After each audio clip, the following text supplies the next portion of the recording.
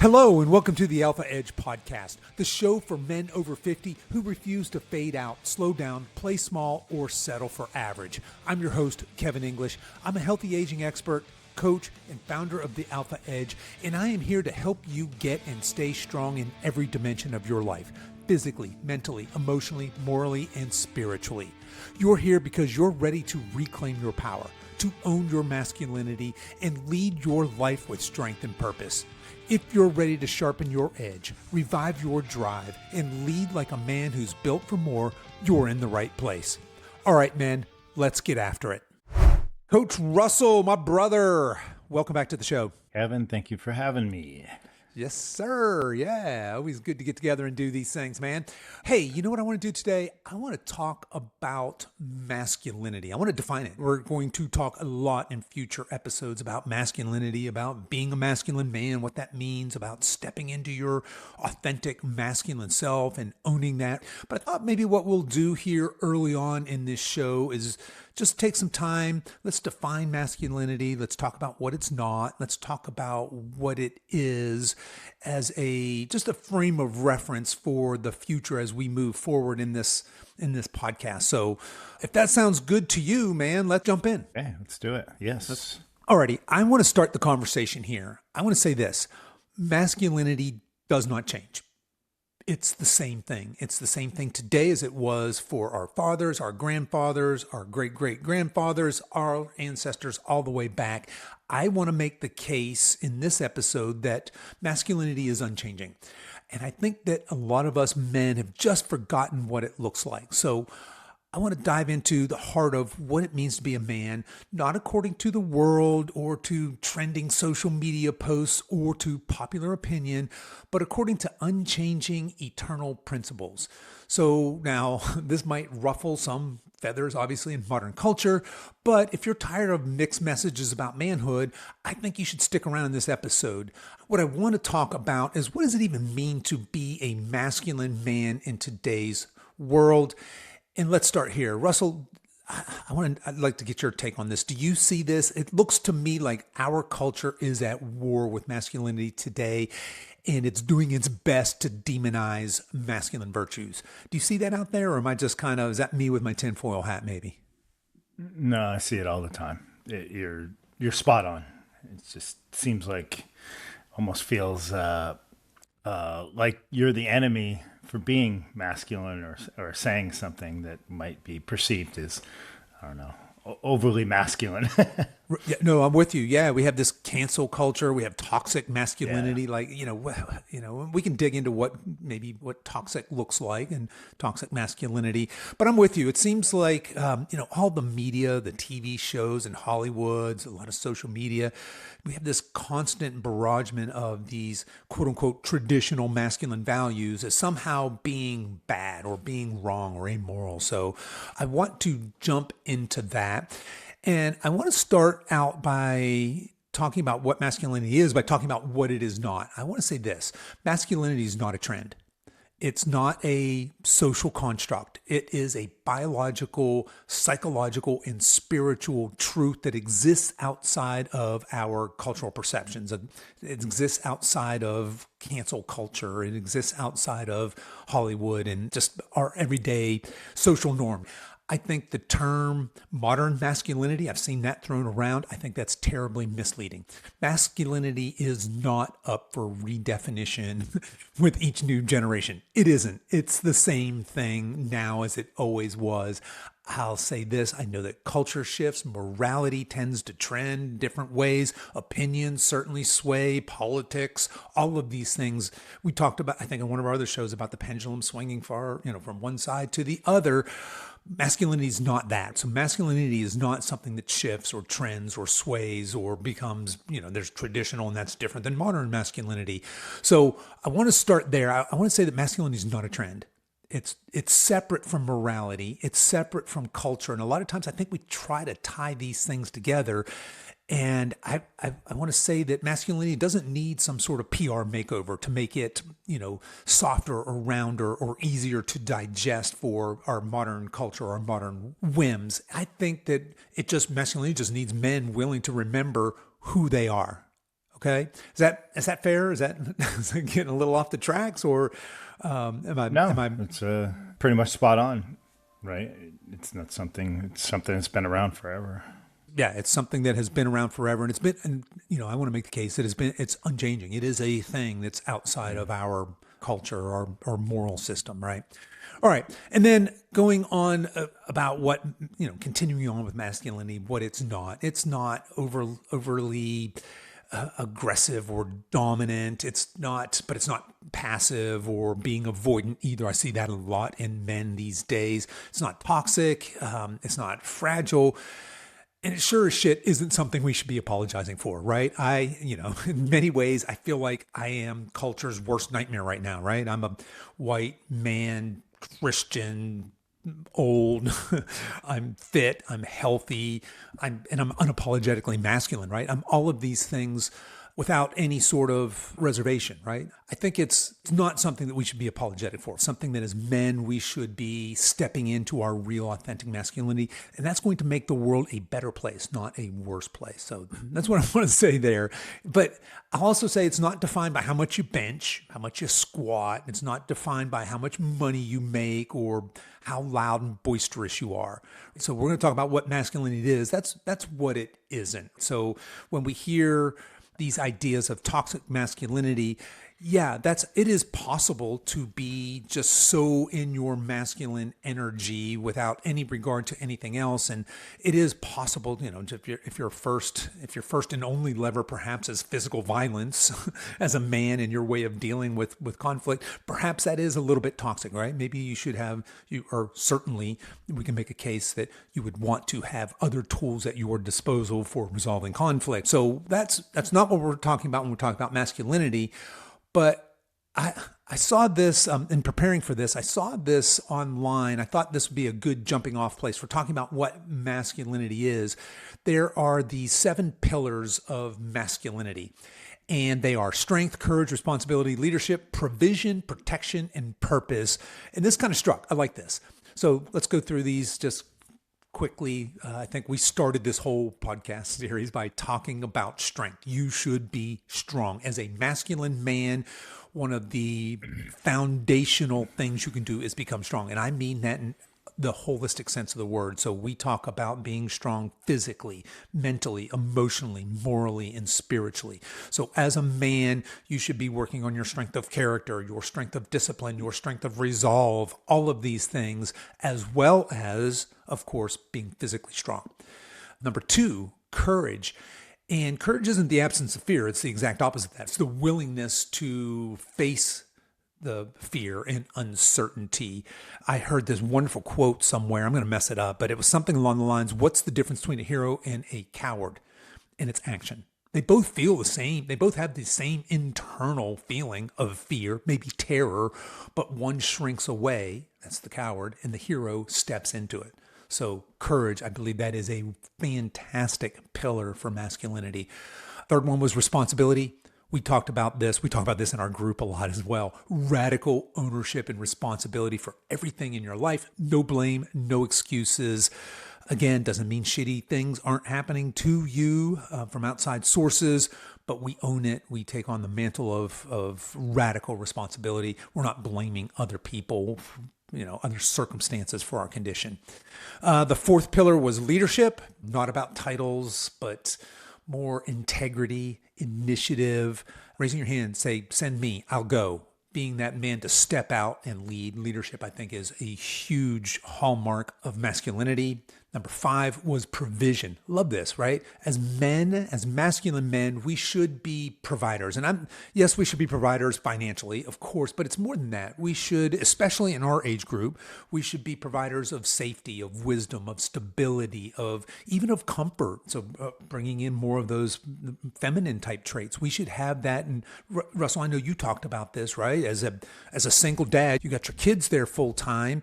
That puts you in a challenging position. You had mentioned, hey, sometimes I'm playing the role of mom and dad. Sometimes I need to be the softer caregiving, and I don't want to slap my kid upside the head when what they really need is a hug, right?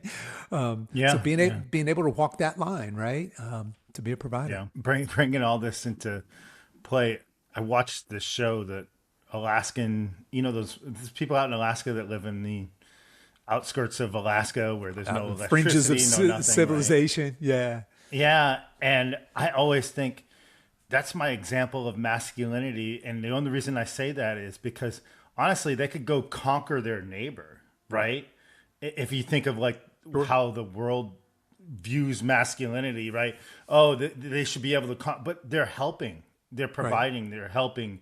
They all help each other. Extremely masculine men, right? There's no grocery store. There's no, when they make a wood thing, it's out of a tree. It's not. They don't go to Home Depot. Yeah. And it's like, but yet they have that other side where they help community and bond with other men. Community building and bonding. So yeah. And I too got the assumption of masculinity was always like, yeah, you should be the alpha asshole, the fighter, the conqueror, right? And then I'm like, wait, that's not the way it is. That's not the way it should be, right? Well, there's a time and a place for, and we're going to talk about this here in a minute, about some of the more difficult, perhaps, at least for our modern culture, some of these difficult pieces of masculinity. There's a time and a place for all of the masculine traits, some of which maybe aren't so pretty. Say physical violence, assertiveness, dominance. Those are masculine traits, right? There's a time and a place for that. And you had mentioned, hey, these guys in the frontier of Alaska, they're out and they're hunting moose. And if they don't get enough moose or caribou or whatever it is they're hunting, they don't get enough, they starve to death. So there's this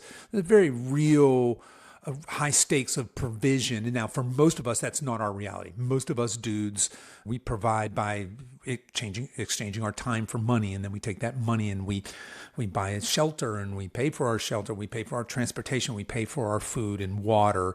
But there are still examples of real men out there that are providing in that more traditional sense. And to your point, that picture of masculinity isn't always just, right? Yeah. There's more to it than that. And certainly that's where that provision piece comes in. Love it. Love it. That 6th pillar was protection. As in, you as a man stand between your loved ones and chaos, and it's your job to be a protector, not just a provider, but a protector. Certainly, I feel that very strongly in my family unit. And then the last one, absolutely love this last pillar, is purpose. A man without purpose, I think, is a dangerous man. He's dangerous to himself. He's dangerous to his loved ones. He's dangerous to just the world around him. I think a purpose-driven man is a masculine man. I love that was included in the 7 pillars of masculinity. So I thought those were some good core traits to start about talking about what masculinity is. But I also think, as I was kind of preparing for this, I was kind of racking my mind. I was like, well, I mean, that almost just scratches the surface, really, of masculinity. I feel like things like honor, integrity, being a man of your word, being confident. So having a position and being confident to stand on that hill, being assertive, being a risk taker. Being self-reliant. I'm talking about these dudes up in Alaska, right? They've got to be self-reliant. Yeah. And also when we talk about masculinity, it'd be disingenuous of us not to talk about things like being dominant, being aggressive, being tough, being capable of violence. And now, if you hear those masculine traits and maybe that makes you feel uncomfortable, maybe that makes you feel like you're being triggered, words like aggressive and dominant and assertive and violent, know that that's likely it is your cultural conditioning speaking to you. I think as a man, if you think about, God forbid, but an intruder, a home intruder breaking into your house at 2:00 in the morning, as men, as a masculine man, you would want to have the traits of being capable of violence, of being assertive, of being dominant, of being physically strong and imposing. Certainly, as we look at political conflict that leads to armed conflict, we in this day and age, of course, a lot of that's done drones and other things, but at some point a man is in conflict with another man or men, and certainly that is, we don't want to sugarcoat it, that is a piece of masculinity. And again, I want to make the case that masculinity is masculinity. It's not good, it's not bad, it's not wrong, it's not right. And as our culture ebbs and flows and what its moral values are, masculinity doesn't change. It's the same thing. And now I think our job as men then is to find that line. When I say I think you should be a strong man and step into your authentic masculinity, I'm talking about embracing all of these traits of what true masculinity is. And like Russell said, it's community building. It's being in a tribe of other men. It's uplifting. It's pouring our purpose and our energy into the world. That's what being a masculine man is. And it's being I don't want to say being unafraid, but it's being courageous.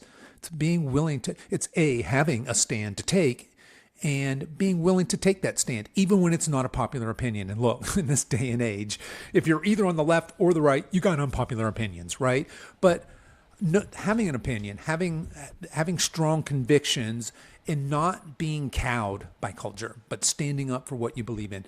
That's what I mean when I say embrace your masculine energy. I love the idea of those 7 pillars of, a masculine man embraces strength and courage and responsibility. What was it? Leadership, provision, protection, and purpose. Embracing all of those things. So, all right. Let's just kind of bring this home here. Why does this matter especially for dudes over 50? We're older, mature men. We should be mature, masculine men. But I see so many men Russell, how old are you? You're 50 what? 52 this year. 52. I'm 61. So we're about a decade apart. I see so many men in our age group, in that demographic, that they're lost. They feel disassociated, disrespected, just disconnected. And a lot has been told that our best years are behind us. Now, I have made this very public statement on my other podcast, Over 50 Health and Wellness Show. I've talked about, as I turn 60, I am hellbound to make 60 the best decade of my life, right? And so a lot of things are going to have to be true there. And I mean that in the grandest sense of the word. I want to have fabulous physical health. I've got some financial goals. I've got some relationship goals, but I want my 60s to be the best decade of my life, right? So I got work to do, right? I'm not giving up. My best years aren't behind me. I think that perhaps they are, in fact, in front of me. I'm here to tell you that the time to reclaim your masculinity is now. It's here, and it's not. Don't let modern culture suppress you. I think masculinity gives men purpose, fire, direction, and identity. And these are all things that are sorely lacking in our world. I also feel like as a man in his 50s, 60s, 70s, 80s, it is our responsibility to be good stewards and examples of masculinity, to pass it down to our children, to our grandchildren, to lead by example in our communities, wherever that is. So, Russell, I got a challenge for the men this week, and it's this. Reflect on if you're living like a man defined by culture or by conviction. Are you building strength, courage, and character, or are you coasting? Just remember, masculinity isn't something that you earn once. It's something that you cultivate every single day.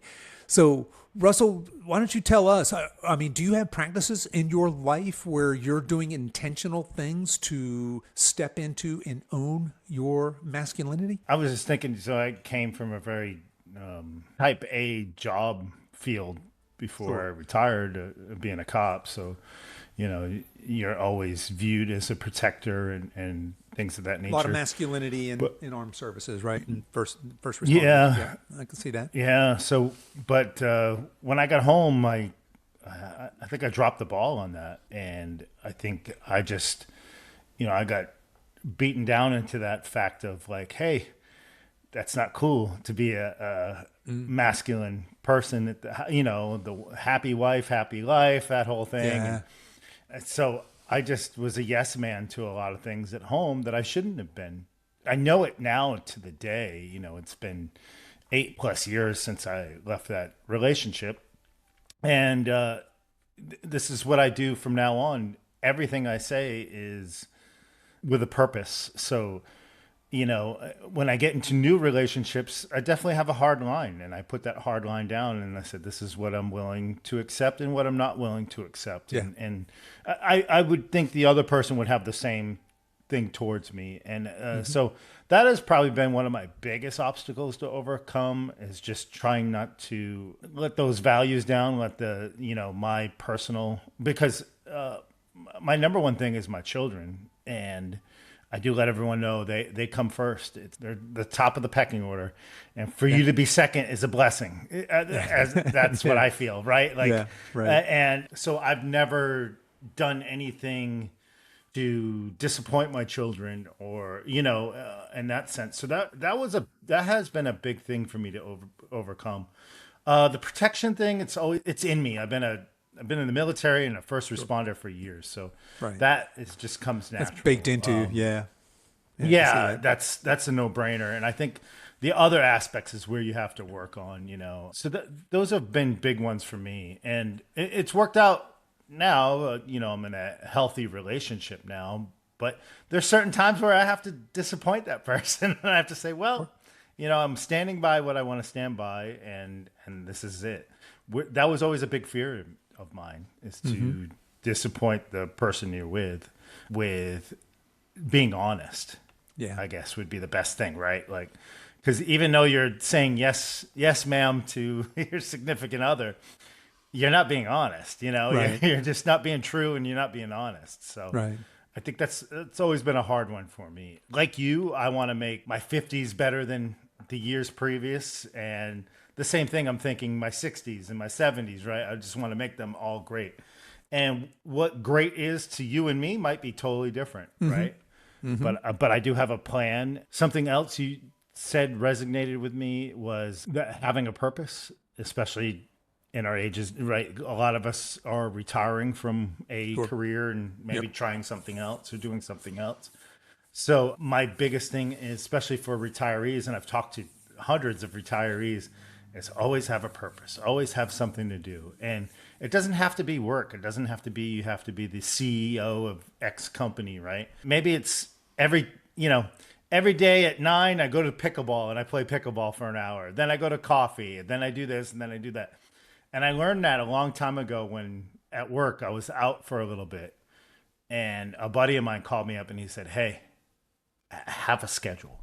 And he goes, "I don't care how dumb that schedule. I don't care how dumb that schedule is, but stick to it, and it'll give you a purpose."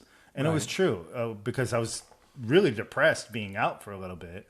But then when I started doing my 8 a.m. walk with the dog, 10 go meet a friend for coffee or something, and I was like, oh wow, I had a purpose. Well, it was funny too. Even though how dumb that schedule was, I was disappointed if I missed a day.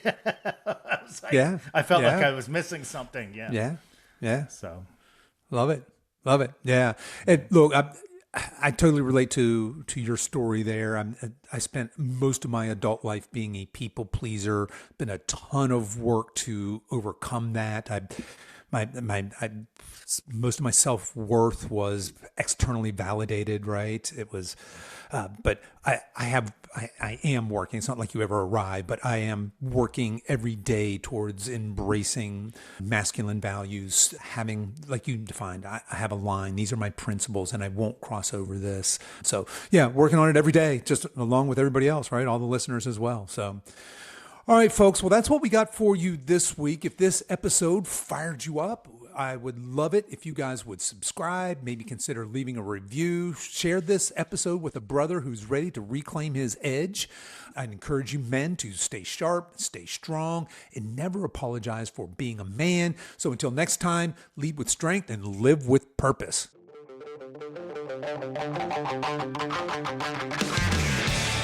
Okay, men, that's our show for this week. Don't forget to download our free guide titled How to Raise Your Testosterone Naturally. You can find the download link in the show notes for this episode on whatever app you're listening to this podcast on. If you've enjoyed today's show, here are 3 ways you can support us. Number 1, share this episode with a friend. Number 2, make sure to like and follow this show, and please consider leaving us a 5-star review. Number 3, give us a follow over at Instagram. We're at Alpha Edge Army. So that's Alpha Edge Army all run together. I really appreciate you men taking the time to listen, and until next week, stay strong.